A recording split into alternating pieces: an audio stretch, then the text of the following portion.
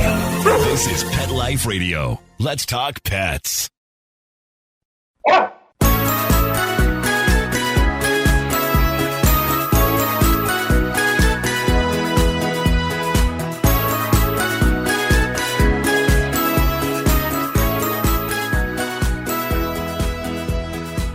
Hey there, dog lovers. Welcome to Dr. Cat Gone to the Dogs. I'm your host, Dr. Catherine Prim, and I'm a small animal veterinarian and dog lover. So today I have a very interesting and appropriate guest, Collin Funkhouser, who is a pet sitting expert. And he is going to share with us some of the things that you might not have considered when you thought about getting a pet sitter or as you dealt with issues associated with the pandemic and isolation and social distancing. So we're going to talk with Collin about all of this stuff right after these messages. We'll be right back.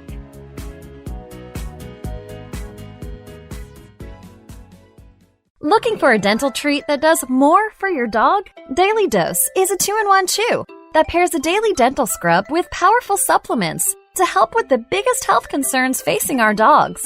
Daily Dose was developed by vets to be simple to use and super effective. Plus, dogs love the taste. Available for joint, skin, heart health, or calming. Daily Dose. Your pet's daily dose of awesome. Visit yourpetsdailydose.com to save $3 on your first bag with promo code PETLIFE. That's yourpetsdailydose.com. Let's Talk Pets on PetLifeRadio.com.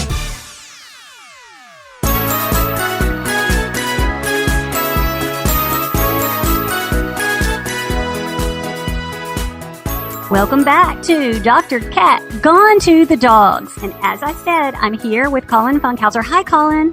Hi, Dr. Cat. How are you? I am excellent. So I want you to give my listeners a little bit of background about you and what you do, because you'll tell it better than I will. Oh, sure.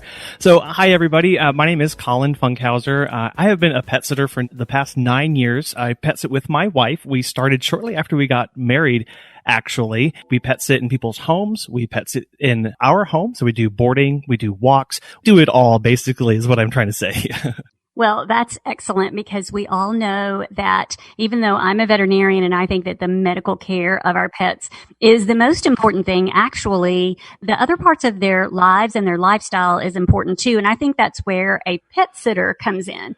Now, COVID and the whole pandemic has kind of thrown us all a little bit of a curveball. And I've talked with behavior specialists and different experts about the changes on our pets. But what have you seen? Has it changed your business model at all? It certainly has. We started out doing a lot of in-home boarding and in-home care in people's houses. And what we've seen is that there's been this gradual switch where people are wanting us to really focus in on a lot of one-on-one care, where before maybe we did a lot of pack walks. Well, we're doing a lot of single individual walks these days. We're really focusing in on making sure that we are wiping things down, setting time apart to sanitize, to clean things up, and really trying to do our best to provide as many different services as we can to pet owners. We know that things have changed for them too. They're sitting at home. They're waiting for businesses to pick back up. And so we're really trying to meet their needs, coming to their home to pick up their pets, doing a lot of poop scooping. We've heard from a lot of pet sitters that poop scooping has become a really big thing for them, because now dogs are spending more time at home. So there's more cleanup too. And cats as well. People are asking for pet sitters to come in and clean up cat litter boxes and all sorts of things to fill in the gaps and to make sure that the pets continue to get the best care possible, even during these crazy times. Well, I know that veterinarians and a lot of other healthcare providers are all essential workers. And I know that that has impacted the care of my own personal pets. And so I'm sure that you have seen that. Have you heard any questions or concerns from people about the infectious nature of this, social distancing? What are you seeing and hearing? Yeah, absolutely. That's one of the first concerns that came up is, how does this transfer? Who can transfer it? What can transfer it. And so as pet sitters, we get a lot of those questions from the pet owners because they're really concerned about that. They want to know what kind of precautions we're taking when we're in their home or whenever we're walking their pets or taking care of their pets for them. And then they want to know about their own pets. I mean, very early on, there were some stories and some reports that were coming about pets getting it and whether they did or didn't. And so there was a lot of confusion from that. And we relied a lot on our local veterinarians too, to help fill in some of the gaps of our own missing information. And so communicating that has been a real challenge because of all of the unknowns around it. And so really focusing in on the precautions that were taking place and pushing people to firsthand resources so that they can start digging into that on their own. But as pet sitters, trying to be as educated as possible. So a big thing that took place was taking a lot of different education, taking a lot of certification courses, and really digging into the information that was out there to make sure that we were giving the best information possible. And some of that's changed over time, but it's really forced pet sitters to focus in on educating ourselves so that we are helping our clients as best as we can. So let me ask you a sort of personal question, I guess. When you are personally taking care of a pet and you see that something is amiss, what do you do? This is a great question because as pet sitters, we have eyes and ears and hands on somebody's pet a lot of the time if they're not there, and we get to see them over the course of time. So we watch for changes. That's one of the things that we talk about with other pet sitters is the importance of observation and really taking good notes. That's something that a good pet sitter will do is take notes on their visit. How is the animal behaving? How are they eating? What were they drinking? All of those kind of things that we can track over time. And so if we come into a situation where something seems off, where it doesn't quite meet what we thought would be there, of different behavior issues, maybe they're not eating the way they used to, we always check with the owner. We always ask, hey, I noticed this.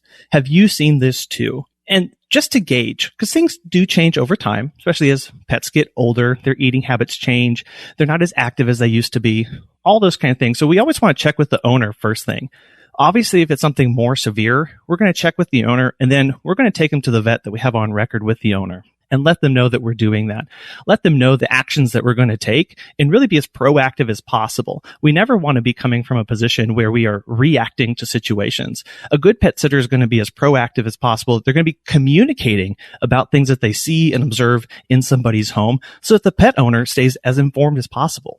Absolutely. And I applaud your idea that you've checked with local veterinarians and tried to find good resources because there is a whole lot of misinformation out there. And through my podcasts and all of my other avenues, I've really tried to give good information, and I applaud you for doing the same. So what do you think someone listening that maybe hasn't ever had a pet sitter, what do you think that they might need to consider that a pet sitter could provide for their pet that would help enrich its life?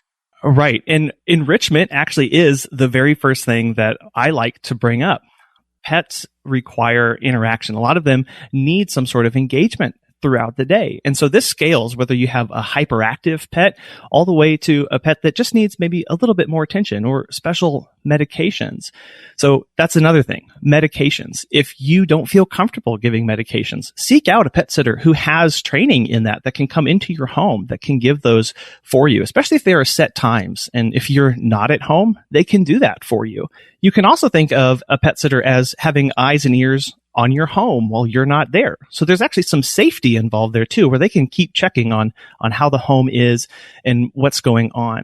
So besides enrichment and play, there's exercise, there's engagement, and a good pet sitter is also going to be able to provide some training reinforcement. So if you're focused on some certain things about your pet that you are trying to work on, whether it's behavioral issues or maybe some new feeding regime, tell your pet sitter about that. They can do that for you. They can continue to enforce that while you're not in the home. So there's a definite difference in a pet sitter and someone that just gives the neighbor kid $10 to come in. And so it's kind of like, getting advice from your pet store employee versus getting advice from your veterinarian. So can you kind of expound on why someone might choose a true pet sitter? Yeah, a true pet sitter, there's a lot that's tied up into that, but a true good pet sitter is going to have a handful of things that you're going to want to look for. A true pet sitter is going to be bonded and insured. This is to protect, yes, them as their business, but also you as the pet owner, as the homeowner. So looking that they're insured and bonded is really important. I also want to see a pet sitter that has CPR and first aid training. This shows that they are definitely interested in the well-being of your pet and that they've taken it seriously enough to go get some training in that. You can also ask them for particular certifications and resources that they have and what kind of continuing education that they're doing. And a good thing to look for is what professional society that they belong to. That shows that they are plugged into a broader community, that they're seeking out additional resources, and that if they have a question, they have some place to go. But above and beyond all that, you're looking for somebody who is honest and on time, that's a good communicator, not just someone who has love towards pets, but that's going to treat you well too, focuses on your needs as the client, as the pet owner, making sure that they're communicating to you well, keeping you updated, and making sure that, again, that you're taken care of in addition to your pet. That's excellent. So I'm so glad that you pointed that out. Is there a certification program that a pet sitter can take? There are a couple different certification programs out there. You can look for some of the big ones. Pet Sitters International, or PSI, offers a certification program that you can ask your pet sitter if they have heard of.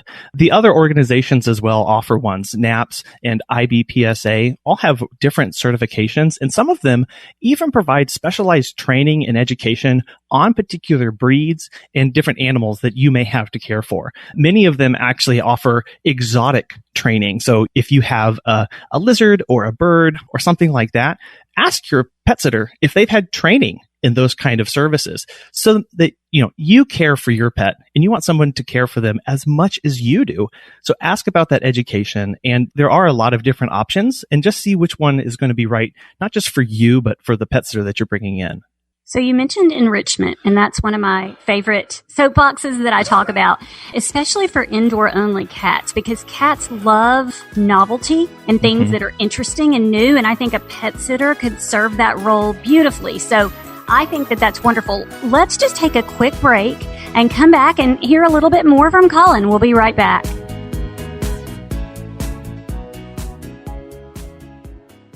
Are you listening to this right now with a cell phone clenched between your teeth as you frantically flip pages on your paper calendars? Or are you a new breed of groomer, bred for speed and efficiency of movement? 123 Pet software automates your communications, doing the reminding, confirming, thanking, and marketing for you. 123 Pet centralizes your schedule, employees, clients, inventory, and more. 123 Pet is the business management software you need. Start minding your business today. Visit 123petsoftware.com. Pork Chop, his coat is very thick. He's an Akita, German Shepherd, Lab, Husky mix. Harold, the Border Collie Pit mix, has the most beautiful jet black coat. Stuart, my rat terrier, has fur now where he never had it before. DINOVITE.com.